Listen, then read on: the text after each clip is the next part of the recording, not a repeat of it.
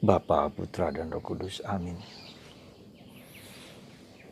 Allah Bapa di surga akan mengucap syukur dan terima kasih karena hari ini kami Kau beri Santo Matius, Rasul dan seorang pengarang Injil. Darinya kami mengerti siapa Yesus yang sangat peduli dengan orang kecil, orang berdosa, orang lemah, orang tertindas. Bantu kami ya Bapa, supaya kami menyadari diri kami juga sebagai orang berdosa, sehingga diperbaharui oleh Yesus. Terpujilah namamu King dan sepanjang segala masa. Amin. Saudaraku terkasih dalam Kristus, kita bersyukur karena kita mendapat sumber primer. Siapa Yesus itu bagi kita? Dari orang yang bersama-sama dengan Yesus kurang lebih 3 tahun. Dan ini merupakan sesuatu yang sangat-sangat berharga. Kalau dokumen itu adalah dokumen asli, KW1. Ya. Dimana Matius sebagai seorang pemungut cukai yang dianggap hina, pengkhianat bangsa, karena bekerja untuk orang-orang Romawi. Tapi justru orang-orang yang seperti ini yang seringkali dipakai Yesus untuk sesuatu untuk memalukan dan mencelikan mata orang lain, bahwa Tuhan datang untuk orang yang lemah, yang berdosa, yang rapuh, yang ringkih, yang ditindas, yang tidak berharga, yang mempunyai penyakit, yang mempunyai narkoba, kayak mungkin juga LGBT, mungkin juga orang yang sakit, orang yang hina, yang dianggap tidak berharga, mungkin juga orang yang HIV. Ini yang menjadi perhatian Tuhan. Jadi kalau kita perhatikan, begitulah mekanisme dan cara kerja Tuhan bagi kita. Dan menurut saya ini sesuatu yang baru, sesuatu yang berbeda gitu loh. Di situ Tuhan sendiri memiliki perhatian, memiliki hati kepada orang-orang yang kecil ini. Dan itu juga yang harus menjadi sikap batin kita. Meskipun kita tidak mudah. Karena apa? Ya, dan perintah Yesus adalah cintailah sesamamu seperti engkau mencintai dirimu sendiri. Menarik, kata-kata cintailah sesamamu seperti engkau mencintai diri sendiri. Yesus pertama-tama tidak minta kita untuk mencintai diri kita sendiri. Tidak. Tapi mencintai sesama. Kenapa? Karena mencintai diri sendiri itu otomatis. Diharapkan otomatis. Diharapkan dengan sendirinya itu terjadi. Kalau orang mencintai diri sendiri, dia memperhatikan diri sendiri. Dia memelihara, dia menghargai diri sendiri. Meskipun tidak seluruh orang demikian. Kalau dia sungguh-sungguh mencintai diri sendiri dengan artian yang bagus. Tapi juga ada orang yang tidak bagus, misalnya narsistis, yang berlebih-lebihan mencintai diri sendiri, mungkin menghias dirinya sedemikian rupa untuk bisa dihargai, dicintai, dirasa seolah-olah dia tidak mencintai diri sendiri dengan merusak diri sendiri. Maaf kalau saya tidak setuju dengan orang yang bertato. Itu sebetulnya dia tidak mencintai diri sendiri. Dia sudah indah, sudah cantik, sudah bagus, tapi dia merasa tidak bagus, maka perlu dibaguskan dengan segala bentuk lukisan tato yang seindah apapun. Bagi saya lebih indah daripada.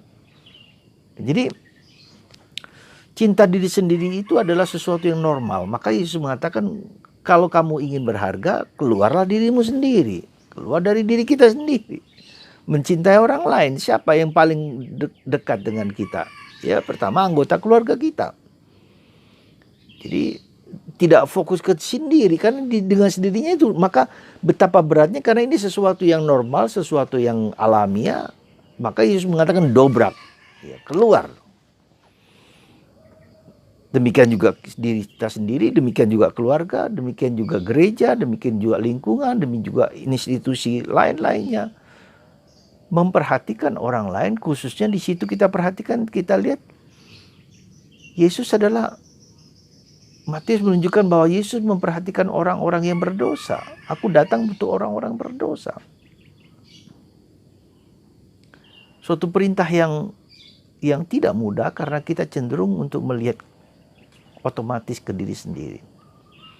Jadi itu yang pertama yang harus kita syukuri. Jadi kita memiliki kitab suci, Injil. Kenapa disebut Injil sungguh-sungguh? Karena ini merupakan sumber pertama, sumber primer dari para rasul yang hidup bergaul dengan Yesus. Jadi kita harus yakin akan kata-kata yang diucapkan dalam kitab suci itu, dalam Injil terutama. Ya, karena ini sumber primer. Lalu yang kedua adalah Injil adalah kabar baik. Nah, ini menunjukkan kepada kita bahwa Injil kabar baik adalah bahwa kita menjadi kabar baik. Diri kita itu menjadi kabar baik bagi orang lain. Bukan kabar buruk, bukan kabar yang menyebalkan, bukan kabar yang menyesakkan, tapi kabar yang menggembirakan bagi orang lain. Kabar yang berharga yang memberikan warta gembira kepada orang lain. Ya, nah, artinya diri kita itu, beingku itu, ya, kedirianku, jati diriku itu adalah jati diri yang baik. Dan memang itu yang diminta Tuhan bagi kita. Segala sesuatu diciptakan baik. Dan itulah yang menjadi doing.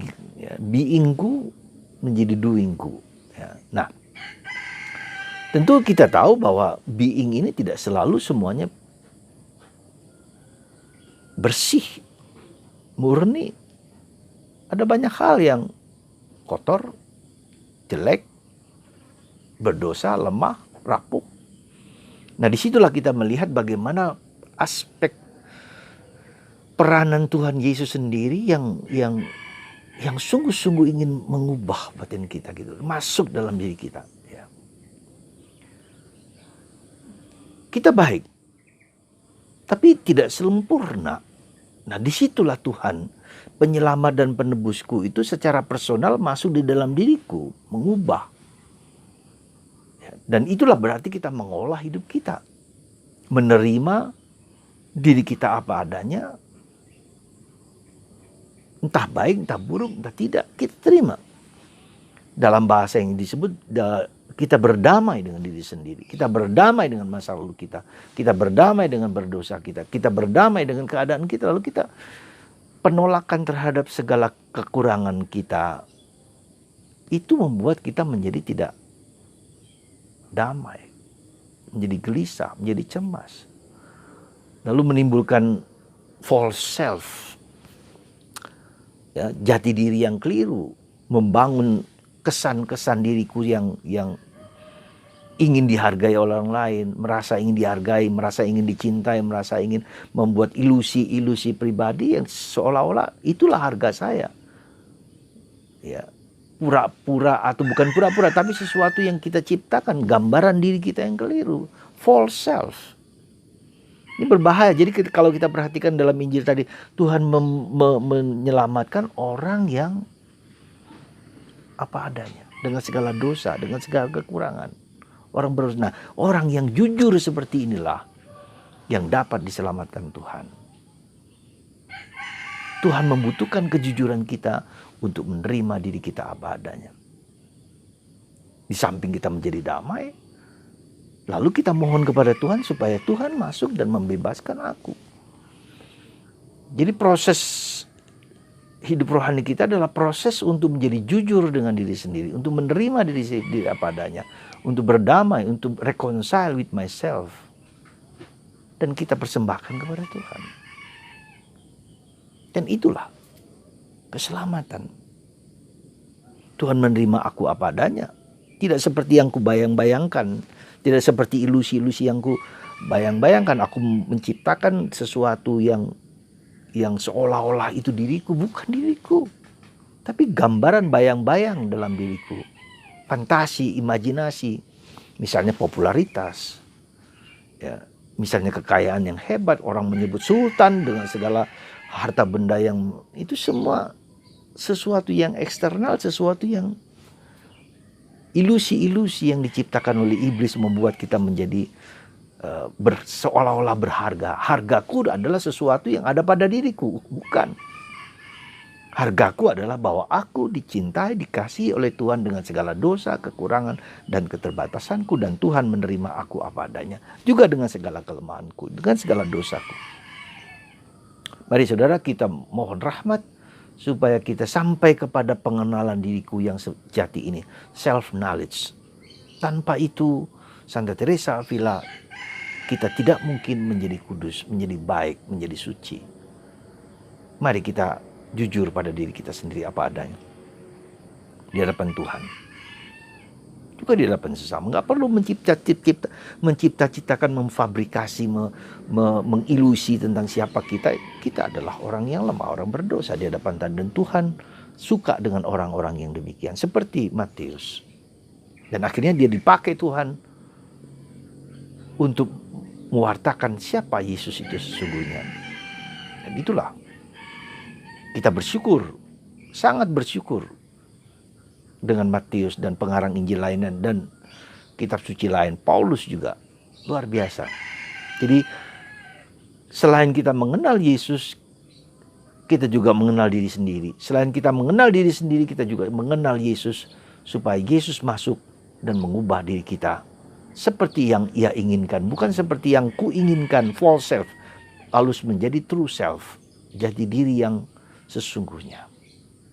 Tuhan memberkati kita semua, dan Tuhan mengubah jati diri kita yang palsu, yang kita ciptakan, tetapi adalah anak Allah yang diciptakan apa adanya dengan segala kekurangan, keterbatasan, dan kerapuan. Tuhan memberkati kita semua dalam Bapa dan Putra dan Roh Kudus. Amin.